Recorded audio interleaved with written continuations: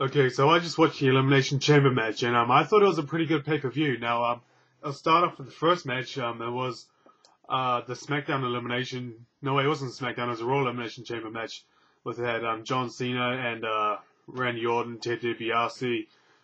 You know, sorry, yeah, Ted DiBiase. Anyway, I had the Raw Superstar. That was an okay Elimination Chamber match. I mean, it was kind of pretty cool how Ted DiBiase turned on Orton finally because hit him with a lead pipe that Cody Rhodes threw in the ring, and so John Cena made Triple H tap out again, which I'm not sure if anybody's made Triple H tap out as many times as Cena, but I could be wrong. So anyway, bottom line is Cena won the Chamber. He did become the champion, but then Vince McMahon came out, which is kind of like a flashback of 2006, 4 years ago, and said, well, you'll be the World Heavyweight Champion if you can beat this guy. And obviously it was Batista, and Batista came out to the ring, and then he kind of just spared John Cena, and Batista became the champion. So, yeah, Batista's the World Heavyweight Champion match. So that was pretty cool. So the next match, it was, what was it? So yeah, the next match was Drew McIntyre versus Kane. That was an okay match. Kane lost, so Kane's kind of become a jobber. Feels okay. Then it was supposed to be, next match was supposed to be Michelle McCool versus, not Michelle McCool, the next match was supposed to be Maurice versus Gail Kim. And, I wasn't really looking forward to this match. And then Vicky Guerrero came out just before the match started and changed this match to a tag team match. So you got Michelle McCool and later versus Maurice and Gail Kim. So this match, again, was really nothing special. So, Maurice didn't even help out Gail Kim, so she got beat. Michelle McCool won. Yeah, that's, I'll give it like a 2.5, maybe 3. No, 2.5 stars out of 5. Okay, so next match, it was actually a match that wasn't really planned, but it happened anyway. It was The Miz versus MVP for the United States Championship. The Miz had Big Show in his corner, and MVP had Mark Henry in his corner. So this was a match that I wasn't really expecting, but it was okay. The coolest thing was watching Mark Henry kind of plow himself through the there was a place next to the guardrail place where Mark Henry just kind of plowed himself and destroyed himself. So that was pretty cool to watch because I don't like Mark Henry. So overall, it was a decent match. I'll give it maybe 3.5 stars out of 5. I don't know. Yeah, 3.5. So then we finally come to the main event, which was, had Chris Jericho, Undertaker, John Morrison, R-Truth, CM Punk, and Rey Mysterio. So the first two to start off with R-Truth and CM Punk.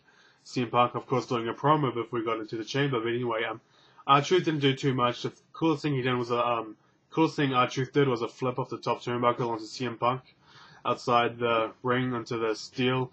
That was pretty much it. CM Punk beat R-Truth pretty quickly, which I was kind of surprised about. I thought R-Truth would do more than that, but he didn't. So, anyway, CM Punk, he had more time to kill, so he done another promo, which was pretty funny because then Rey Mysterio came out, and then shortly after, Rey Mysterio beat CM Punk. I think. Yeah, I'm pretty sure Rey Mysterio beat CM Punk, which was pretty cool. And then Chris Jericho came out and beat up on Rey Mysterio for a little while, and then John Morrison came out. John Morrison was okay. He took some pretty cool bumps. He kicked The Undertaker in the head, which looked really cool, John Morrison. So yeah, give props to him. Yeah, so obviously The Undertaker came out last. And surprisingly, or maybe not surprisingly, but Chris Jericho actually defeated The Undertaker, which I thought which was pretty cool. Now the reason why Chris Jericho defeated The Undertaker is because towards the very end, Undertaker had Jericho where he wanted him, and then all of a sudden, outside from underneath the Elimination Chamber, Shawn Michaels came out from underneath the Elimination Chamber and super kicked The Undertaker. So that again was pretty cool.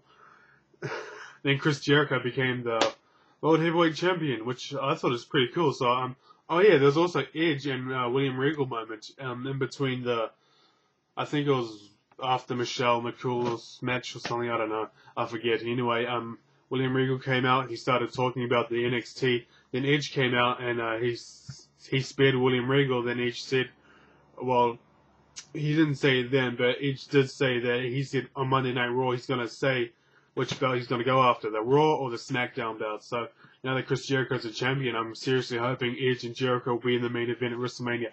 That would be awesome to see.